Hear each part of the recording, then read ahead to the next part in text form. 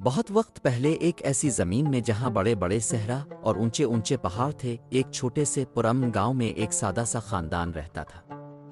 اس خاندان میں ایک عقلمند ابو تھے جن کا نام عبداللہ تھا، ایک محبت کرنے والی امی تھیں جن کا نام فاطمہ تھا، اور ان کا ایک چھوٹا بیٹا تھا جس کا نام یوسف تھا۔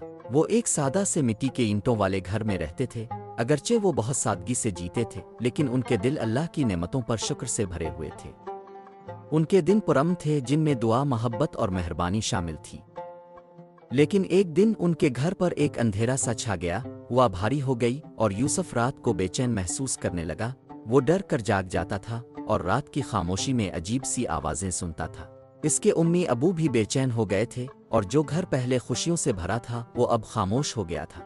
ایک شام جب سورج پہاڑیوں کے پیچھے چھپنے لگا تو عبداللہ اپنی بیوی فاطمہ کے ساتھ کھجور کے درخت کے سائے میں بیٹھے تھے۔ کچھ غلط ہو رہا ہے، عبداللہ نے فکر سے کہا۔ ہمارے گھر میں وہ سکون نہیں رہا جو پہلے تھا۔ فاطمہ نے اس بات میں سر ہلایا، ان کی آنکھوں میں سوچ تھی۔ ہمیں اللہ کی طرف رجوع کرنا چاہیے، انہوں نے نرمی سے کہا۔ شاید ہم نے اپنے گھر میں اللہ کے کلام کو پڑھنا بھلا دیا ہے۔ عبداللہ نے ان کی بات سے اتفاق کیا۔ اس نے بہت سے عقلمند لوگوں سے سنا تھا کہ سورہ بقرہ پڑھنے سے گھر میں برکت آتی ہے اور نقصان سے حفاظت ہوتی ہے۔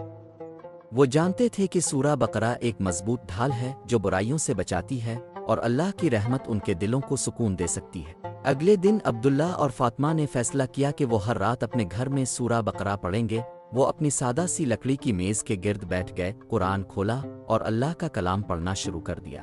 یوسف جو ابھی چھوٹا تھا ان کے ساتھ بیٹھ گیا، اپنے چھوٹے چھوٹے ہاتھ جوڑ کر دھیان سے سنتا رہا۔ فاطمہ آہستہ آہستہ وہ حفیظ کا وظیفہ بھی پڑھتی رہیں، اللہ سے دعا کرتی رہیں کہ وہ ان کی حفاظت فرمائے۔ چند دنوں کے بعد ایک حیرت انگیز بات ہونے لگی۔ گھر کی بے چینی ختم ہونے لگی۔ ان کے گھر کے باہر کا باغ پھر سے خوبصورت پھولوں سے بھر گیا۔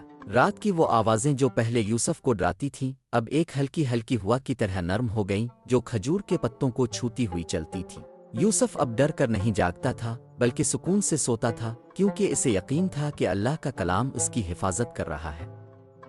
ایک رات جب عبداللہ نے سورہ بقرہ مکمل کر کے قرآن بند کیا تو وہ مسکرائے۔ کیا تمہیں محسوس ہو رہا ہے فاطمہ؟